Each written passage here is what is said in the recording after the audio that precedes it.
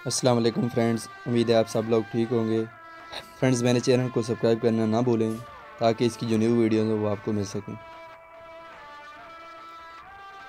Friends, आज मैंने कुछ फंडामेंटल ऑफ नर्सिंग टेक्नोलॉजी की कुछ टर्म्स एक्सप्लेन करनी है। Catheterisation, it is the process of inserting folic catheter into urinary bladder for the purpose of excreting urine. Catheterisation एक ऐसा अमल है जिसमें हम फोलिक कैथेटर पास करते हैं। मेल का जो पीनस है या फीमेल की जो वेजाइना है उसका जो यूरेथ्रा है उससे हम पास करते हैं और उसको हम यूरिनी ब्लैडर तक लेके जाते हैं। और इसका जो पर्पज़ होता है वो एक्सक्रीट आउट यूरिन करने के लिए।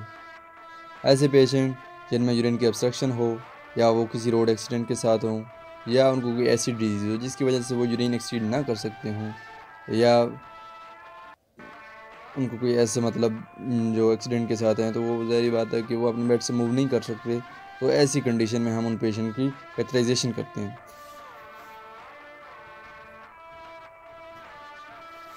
फ्रेंड्स, ये है टू वे कैथेटर जिसके टू पार्ट्स हैं। वन पार्ट से हम 10 ml वाटर डालते हैं और इसकी फ्रंट साइड पे एक बलून होता है जो इन्फ्लेट हो जाता है यूरिनी ब्लड के अंदर, तो वो यूरिनी ब्लडर से बाहर नहीं मूव करता। और दूसरी साइड से हम यूरिन बैग अटैच करते हैं ताकि उसमें यूरिन एक्सक्रीट आउट हो। फ्रेंड्स, ये देखें, आपको नज़र आ रहा होगा कि हमने मेल की पीनस जो है उसके यूरेथ्रा से हमने फोलिक कैथेटर पास किया और उसको हम यूरिनी ब्लैडर तक ले गए और फिर हमने 10 ml वाटर डाला जिसकी वजह से जो बलून की फ्रंट साइड थी वो इन्फ्लेट हो गई, जिसकी वजह से वो यूरिन ब्लैडर से बाहर नहीं आ सकता था। Blood irrigation, it is the process of washing urinary bladder to remove the cause of blood clotting. Blood irrigation means washing out of bladder. इसमें हम यूरिन ब्लैडर को वॉश करते हैं ताकि उसमें जो ब्लड क्लॉटिंग हो वो ना हो।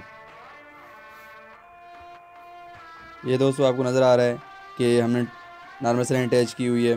3 वे कैथेटर, पहली बात तो ये है कि यहाँ पे 3 वे कैथेटर अटैच हुए हुए हैं।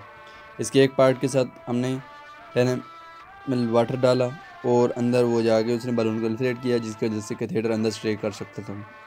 और एक साइड से हमने यूरिन बैग अटैच किया हुआ है और एक साइड से हमने नॉर्मल सलाइन अटैच की हुई है। और जो नॉर्मल सलाइन है वो हमने थोड़ी थोड़ी देर बाद अटैच कर, जैसे वो ख़त्म हो हमने फिर दूसरी अटैच कर देनी है। तकरीबन 10-12 हमने अटैच करनी है ताकि वो जो यूरिनी ब्लैडर है उसके अंदर ब्लड क्लॉटिंग ना हो। एक साइड से नॉर्मल सलाइन जा रहा है और दूसरी साइड से वो यूरिन बैग के अंदर इंटर हो रहा है। सिग्माइडस्कोपी, process of direct examination of sigmoid colon and rectum with the help of sigmoidoscope instrument for diagnostic purpose। सिग्माइडस्कोपी में हम सिग्माइड क्लोन का एग्जामिनेशन करते हैं। स्कोपी मीन सा करना। इसमें हम सिग्माइड क्लोन को देखते हैं कि उसमें कौन सी डिजीज़ है। इसका पर्पज़ ये होता है कि डायग्नोस्टिक पर्पज़ होते हैं, मीन कि हमने डायग्नोज करना होता है कि इसमें आया कौन सी डिजीज़ है।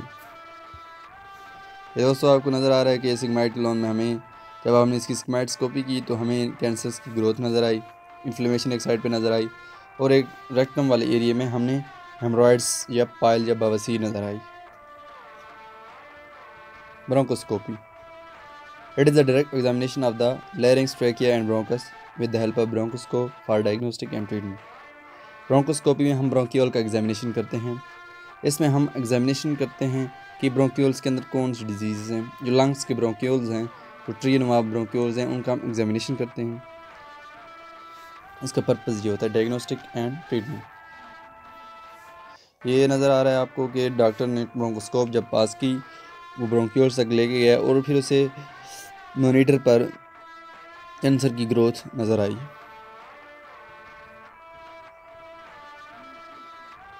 नेजोगैस्ट्रिक ट्यूब, एनजी ट्यूब, जिसे हम शार्टली एनजी ट्यूब भी कहते हैं।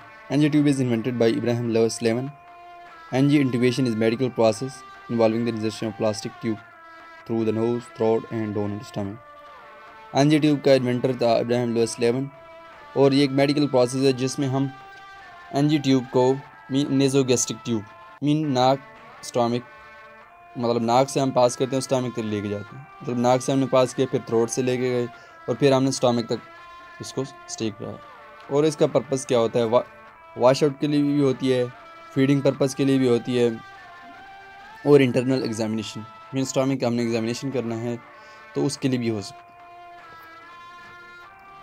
हमने नाक से नेज़ोगैस्ट्रिक ट्यूब पास की, फिर थ्रोट से गई और फिर हमने स्टमक तक ले गए। और फिर इसका जब हमने पास कर ली, फिर हमने स्टेथोस्कोप के ज़रिए इसका एग्जामिनेशन करना है कि वो पेशेंट को बोलना है कि बड़े बड़े सांस ले, या वो सांस लेगा तो आपने कान के ज़रिए सुनना है स्टेथोस्कोप के ज़रिए कि उसमें कोई साउंड आ रही है। अगर आ रही है तो मीन के आपकी एनजी ट्यूब सही पास हुई, स्टमक के अंदर पास हुई है।